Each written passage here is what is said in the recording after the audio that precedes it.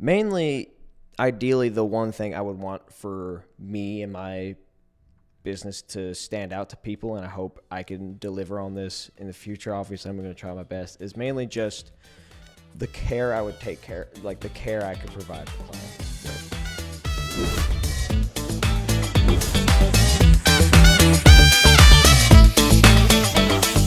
Dude, we were talking off a little bit. You got a cool background.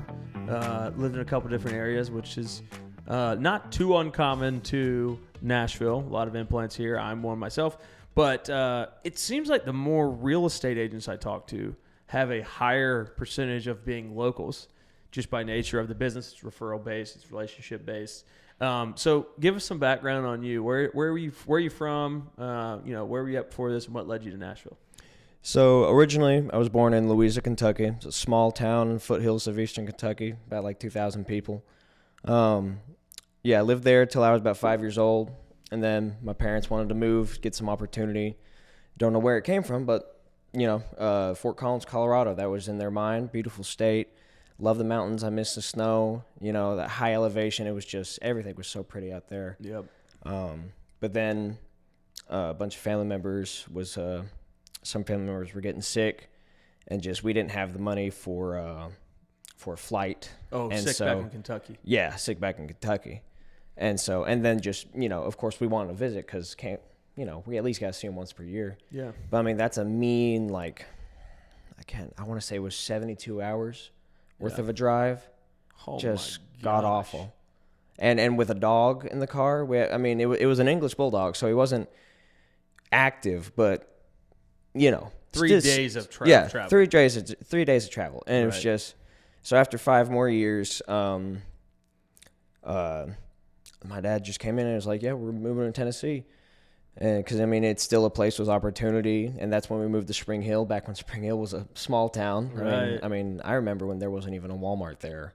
Damn. And it's grown. Spring Hill has grown like crazy.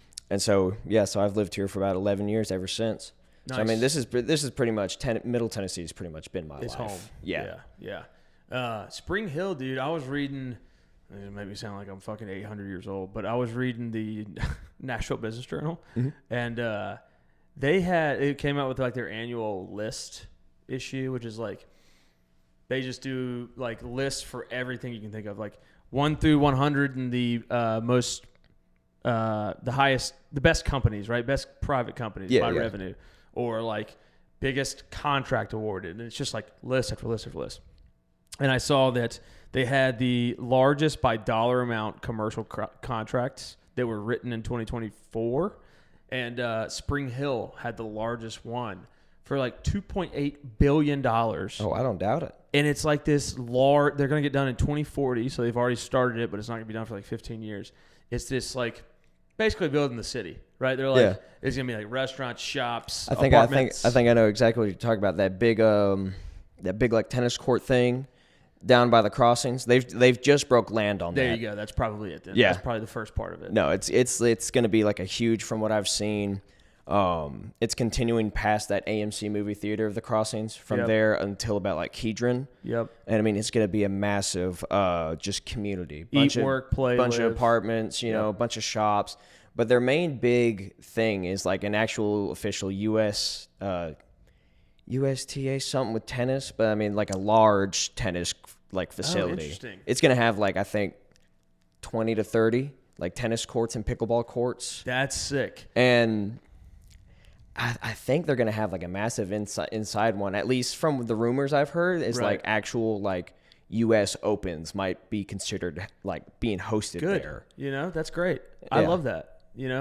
I think that I like that type of improvement into a city. Like that's what we need. Unless you don't, and look, like it's not for everybody. Then go live out in bumfuck somewhere. Yeah. Right? Like that's fine too. Go to Murfreesboro. They're booming. Yeah. They got a cool city, but it's not going to, it's not that. Yeah. So I love it. But I thought it was fascinating that, the Titan Stadium, the new Titan Stadium was third on the list, and it was behind this project in Spring Hill. Yeah. So what they're doing in Spring Hill is the state's putting more money into, well, it's not the state, it's not state money, but their commercial projects and commercial construction companies are putting more money into Spring Hill than the state's putting into Nissan Stadium. Yeah. I thought that was fascinating. I mean, you also look at like June Lake.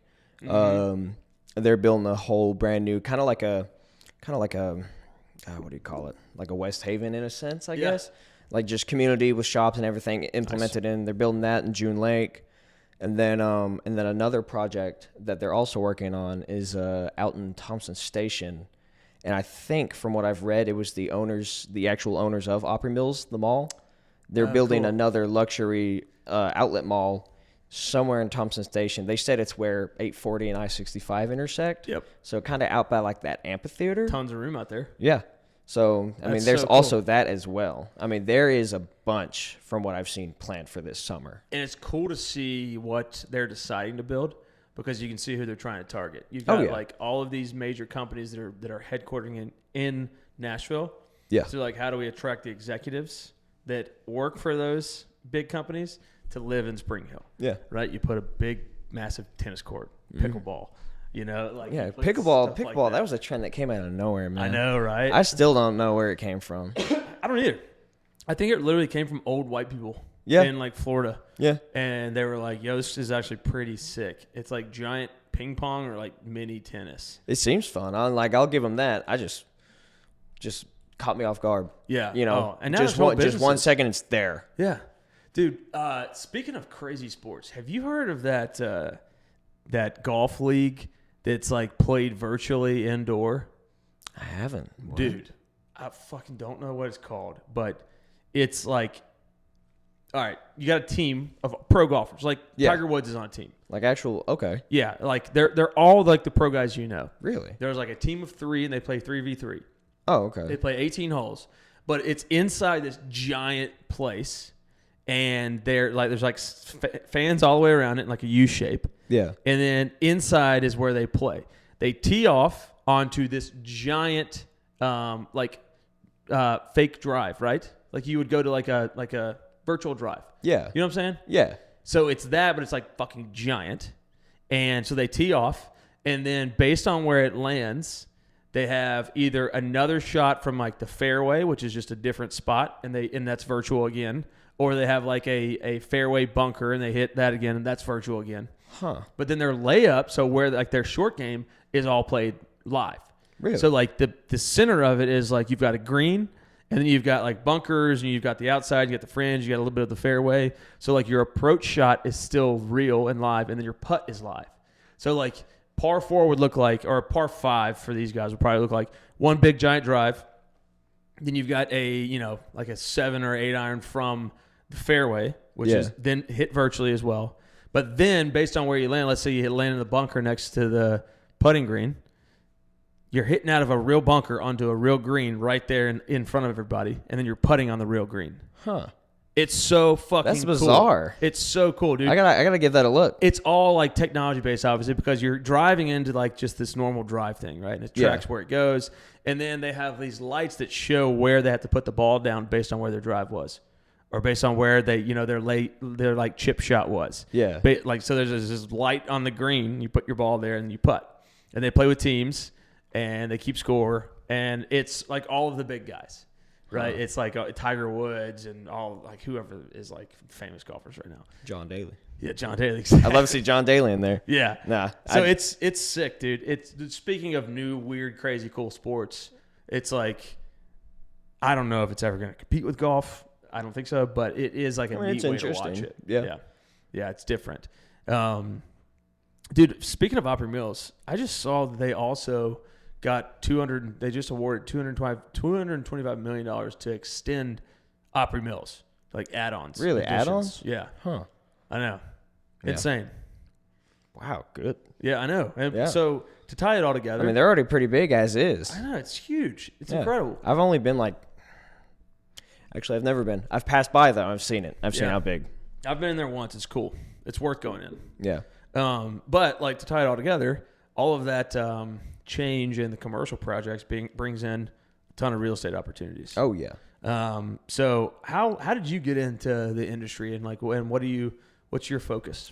So it was mainly, if I'm being honest, it was kind of like just spur of the moment. when I was getting near the end of high school, I didn't know what I was going to do. It was like sophomore year in high school. I just thought I was just going to be a nurse, take after my sister. Why not? Yeah. And then I took those health science classes. I was like, yeah, this ain't for me. Yeah. You want me to memorize these bizarre names of bones? I can't tell you. Not doing it. I couldn't. No, it was awful. So dragged myself through those 3 years with those classes. And I mean, it was just senior year, and I'm sitting there and I was like, I guess I'll just do something construction, super basic. I like moving heavy stuff. Why not? Yeah. Good old fun job. And I mean, my dad's done a little bit of construction. And then when it came to time for college, because I went to Columbia State Community College, just 2 years. Why not? Mm-hmm. And I already had a scholarship that I already paid so much for it. I was like, well, what degree am I going to get? And so I kind of just, mainly my main motivation for it was seeing what my parents have gone throughout all the years. Because, I mean, they've been renting for like 16 years, a long time. Yep. Because of some financial problems. But I mean, but they're finally in a spot to where they could finally buy a house. And like, I know how joyous that is and how much of a milestone that is. And so like, I kind of just sat there. I was like, well, I could just get a business degree and then I'm going to pursue real estate, because I kind of want to be that person to bring those people that joy of achieving that milestone and everything. And so that's like my special side to it. And then obviously, it's a fun job. It's very lucrative, especially for Middle Tennessee. I mean, the market's been hot for a good while. Yeah, dude. That's that's one of the most authentic answers I've heard to that question. Yeah. And I commend you on that, man, because that's who I want to hire. Mm-hmm. Like that is the most real reason for someone to get into real estate. Yeah. You saw the hardships and how hard and how long people work to get to that point, and what a home can bring to somebody and somebody's family, and for you to want to get into the industry because of that is so cool, dude. Yeah. Hats off for you to like seeing that and making that connection, especially at a young age. Yeah, and seeing how the economy's been and everything. I mean, literally owning a house is step one of the American dream. I mean, absolutely.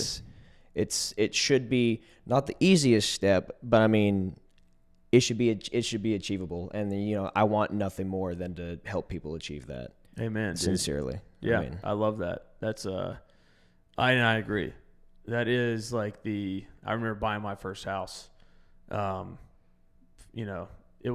bought our first house only 5 years ago.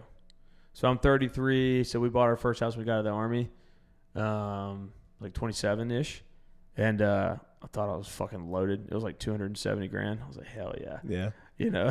Like use the VA loan, didn't put any money down, But it was special, dude. It was like the first place where we could even just be like, if we want to paint the walls, fuck it, we'll paint the walls. Yeah. We can do that because it's our fucking place. Yeah. Just have an urge and it's your place. Want to hang this up? I can. I don't got to worry about moving out of here or landlords and all that stuff. I want, like, this is near and dear to my heart too, because we're building a product. I don't know how much you know about our company, but we're building a product that gets after that stuff too, right? So like, you bring them the joy, you sell them the home, and then it's not your responsibility, but then they are left with no tools. Mm-hmm.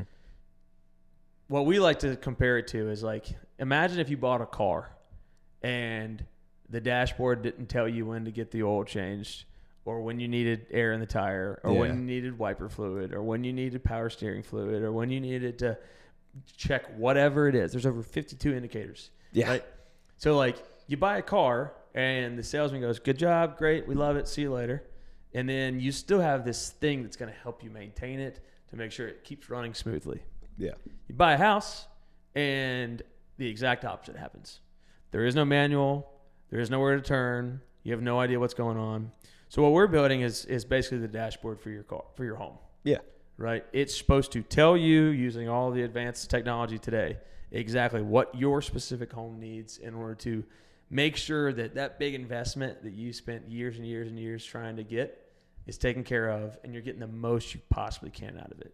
Yeah. And then plus, like, it's fucking bonkers that you get surprised with, oh, I guess I need to buy a new water heater. Oh, I guess I need to buy a new HVAC system.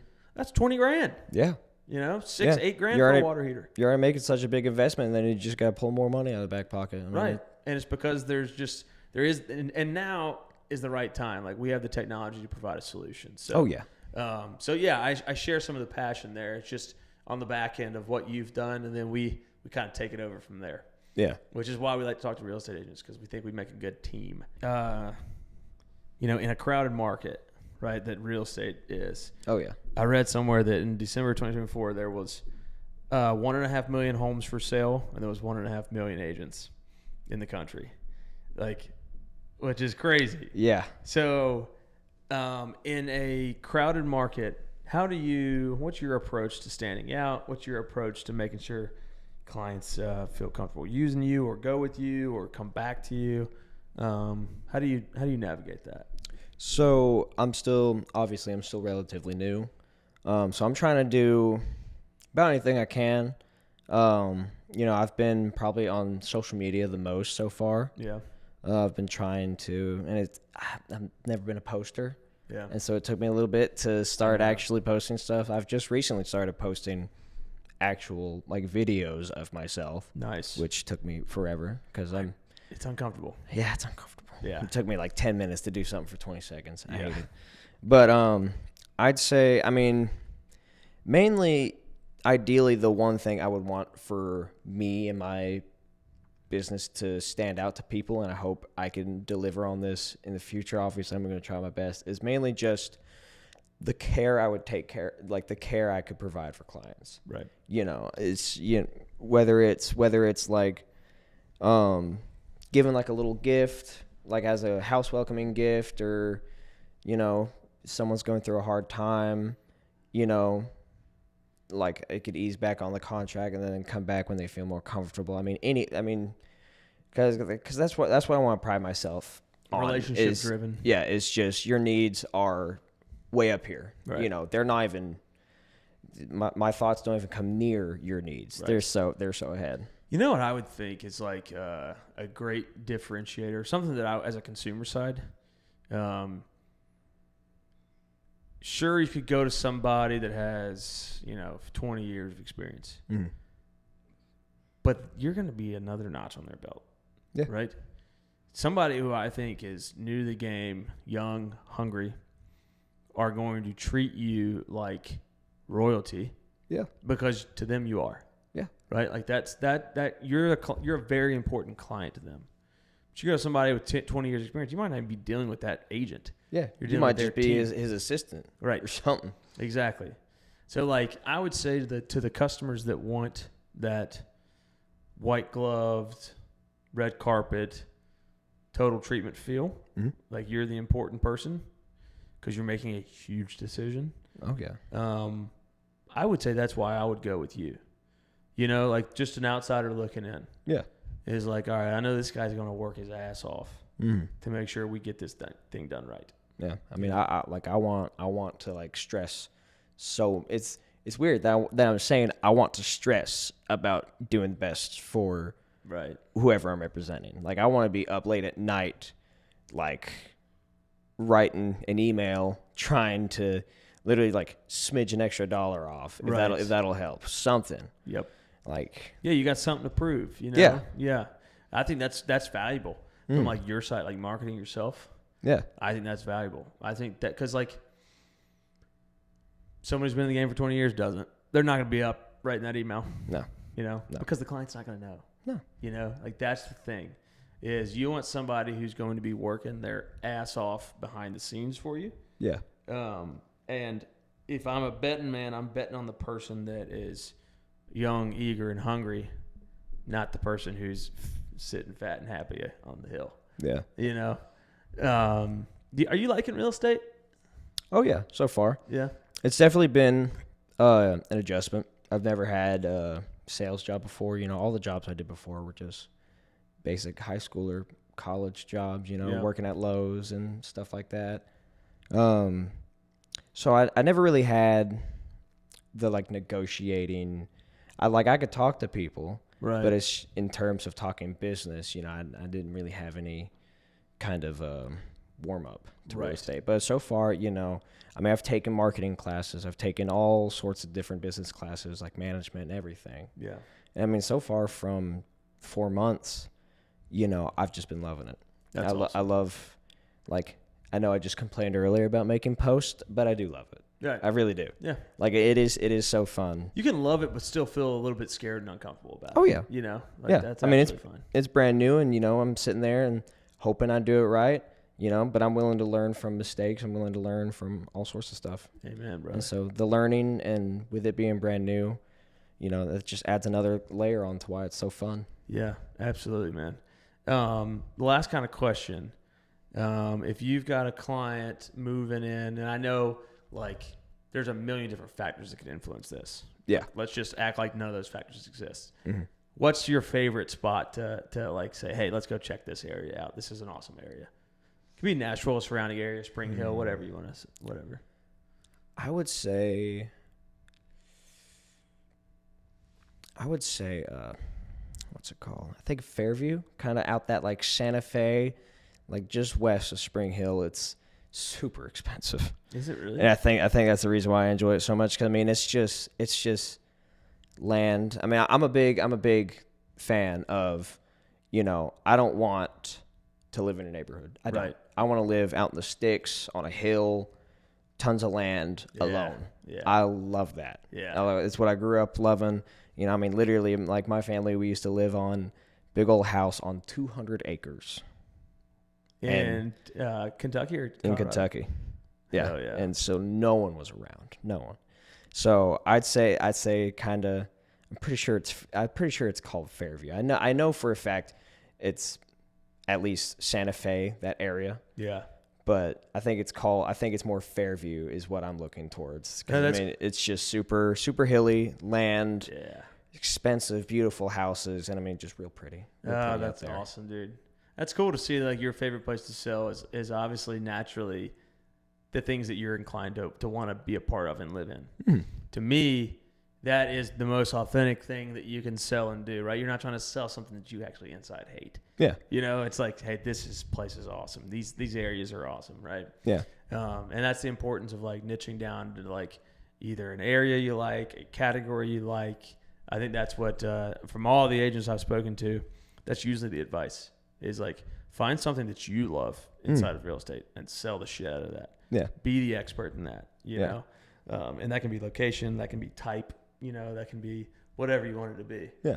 That's cool, man. But I mean, I'd say that's my personal favorite. But I mean, either way, I mean,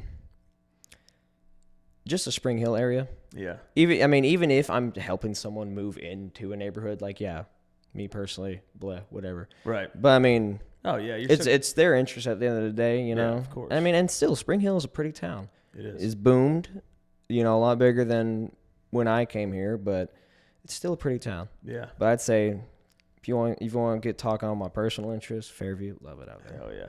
Love it. Final question. What's your goals for your business this year? Goals for my business, I would say, one, and I mean, I may be setting them low, but because I'm brand new, but I think I at least want to make 6 figures, so like 120,000 net this year. I'd say that's my big goal right now. Nice. Is because 6 figures, I think, sounds cool. How many homes is that you need to sell?